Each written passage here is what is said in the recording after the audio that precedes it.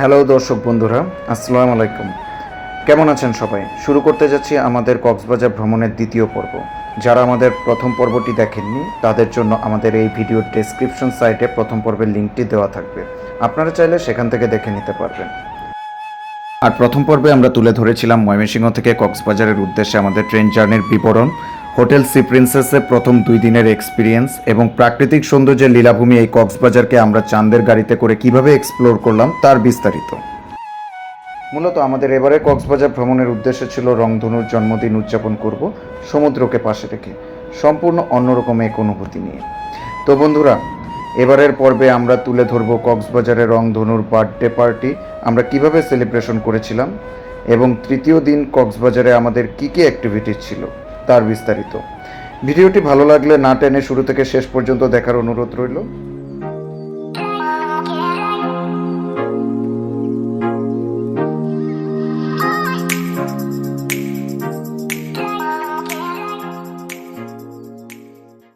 তো 26শে ফেব্রুয়ারি 2025 marine drive ধরে চাঁদের গাড়ি দিয়ে সালসা বিচ, পাটুয়াটেক বিচ ও সিপাল বিচের মতো সুন্দর সুন্দর জায়গাগুলো ঘুরে সারাদিন সময় কাটিয়ে অবশেষে সন্ধ্যা 7:30-এ আমরা ডলফিন মোড়ে ফিরে আসলাম। সেখানে আমাদের চাঁদের গাড়িটিকে বিদায় দিয়ে চলে গেলাম সুগন্ধা বিচ এলাকা সংলগ্ন বনফুল সুইটস এবং বেকারির একটি শোরুমে। উদ্দেশ্য ছিল রংধনুর জন্য একটি বার্থডে কেক কিনে নেব, সাথে কিছু সুইট ডিশ এবং রংধনু কিছু ফেভারিট চকোলেটস। আফটার দ্যাট সেখানে কাজ শেষ করে আমরা কাছাকাছি অবস্থিত স্বপ্ন এবং রিচম্যানের 2টি শোরুমে গেলাম কিছু শপিং করার উদ্দেশ্যে। আমরা রংধনুর জন্য একটি বার্থডে ড্রেস কিনলাম রিচম্যান থেকে এবং তারপর স্বপ্ন থেকে কিছু বার্থডে অ্যাক্সেসরিজ এবং রংধনুর পছন্দের কিছু খেলনা কিনে ফিরে আসলাম আমাদের হোটেল সি প্রিন্সেসে। তো আমাদের হোটেলের আঙিনায় একদম ফ্রন্ট সাইডে সমুদ্র সৈকতের সন্নিকটে অবস্থিত মনোরম এক বারবিকিউ জোন। সেখানেই আমাদের রংধনু বাবুর জন্মদিনের রাতের টাইমটুকু স্পেন্ড করব ভেবে সিদ্ধান্ত নিলাম। হোটেল রুম থেকে রেডি হয়ে এসে জন্মদিনের কেক এবং আদার্স অ্যাক্সেসরি নিয়ে নিচে এই জোনটিতে চলে আসলাম। আমাদের হোটেল বয়দেরকে ইনস্ট্রাকশন দিয়ে দিলে তারা আমাদের জন্য চিকেন অ্যান্ড ফিশ বারবিকিউর অ্যারেঞ্জমেন্ট এবং জন্মদিনের ডেকোরেশনের একটি চমৎকার ব্যবস্থা করে দেয় সেখানে।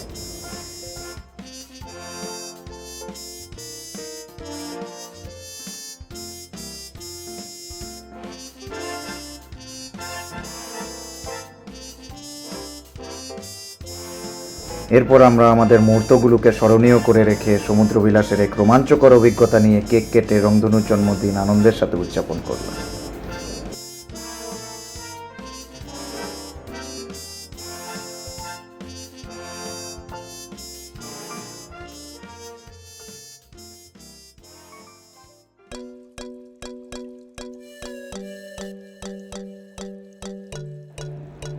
সমুদ্রের গর্জন আর ব্যাকগ্রাউন্ড মিউজিকের তালে মুহূর্তগুলোকে এনজয় করতে করতে কখন যে আমাদের সময় চলে গেল আমরা টেরই পাইনি।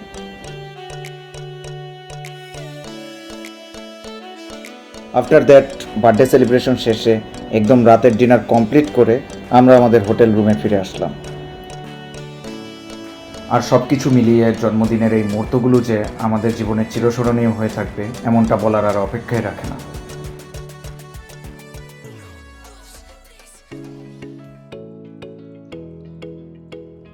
তো দেখতে দেখতে কক্সবাজার ভ্রমণে এসে আমাদের 2 রাত 2 দিন চোখের পলকে চলে গেল। এরপর দিন 27 তারিখ সকালে উঠে ব্রেকফাস্ট কমপ্লিট করলাম এবং রেডি হয়ে চেক আউট করে লাগেজ নিয়ে বেরিয়ে পড়লাম কলাতলির উদ্দেশ্যে। সেখানে আমরা তৃতীয় দিন স্টে করব বলে হোটেল সি ক্রাউনে চেক ইন করলাম। সেখানে এত নাইস একটা সি ভিউ কাপল রুম আমরা পেলাম যেখান থেকে সমুদ্রের সৌন্দর্য ছিল একদম দেখার মতো।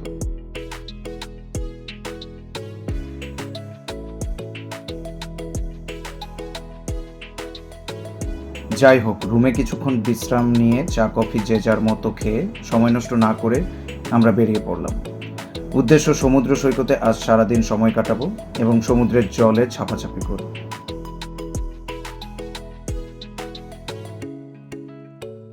রংধনু ভীষণ এক্সাইটেড ছিল সমুদ্র স্নান করবে বলে।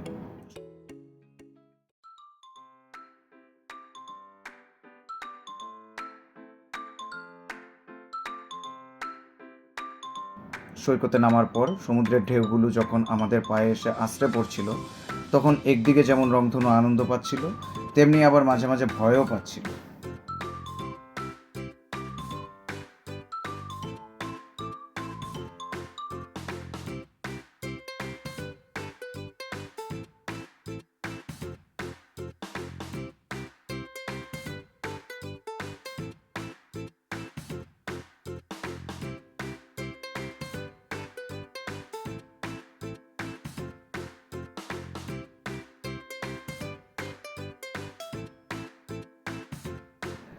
সমুদ্রের জলে পা ভিজিয়ে ঢেউগুলোর দিকে সে অবাক দৃষ্টিতে তাকিয়েছিল, আর একই সাথে তার মাকে এমন শক্ত করে ধরে রেখেছিল দেখে মনে হচ্ছিল সমুদ্রের ঢেউ আর তার মাঝে ধরাছোঁয়ার মজার এক খেলা চলছিল।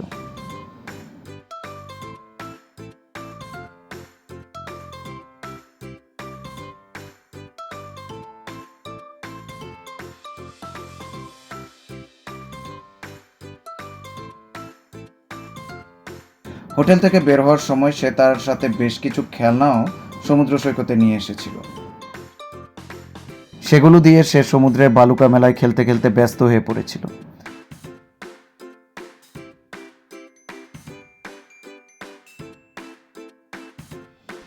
আজকের এই সম্পূর্ণ দিনটা ছিল যেন শুধু ওর জন্যই সাজানো, মন যা চায় তাই করে বেড়ানো।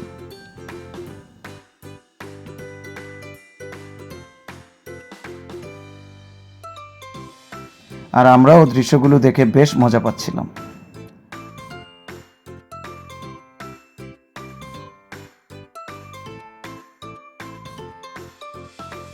এত বাতাস ছিল সাগর তীরে, সাথে সাগরের গর্জন এবং ঢেউয়ের খেলা। এ যেন ভালো লাগার এক স্বর্গীয় অনুভূতি।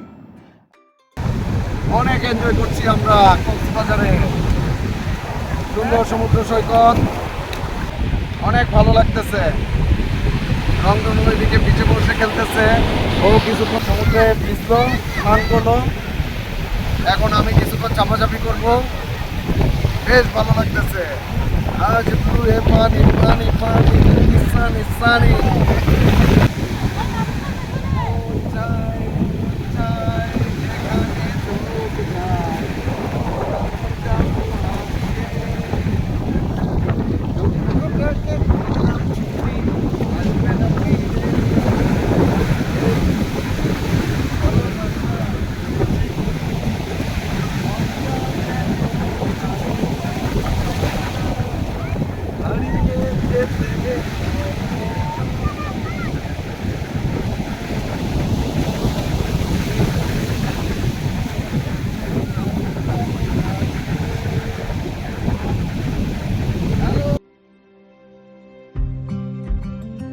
অতঃপর আরও বেশ কিছু অ্যাক্টিভিটিস, যেমন ফুটবল খেলা, ছবি তোলা, ঘোড়া আর বিচ বাইক দিয়ে ঘুরে বেড়ানো, এরকম অনেক কিছু করে সময়টাকে বেশ চমৎকারভাবে উপভোগ করলাম আমরা।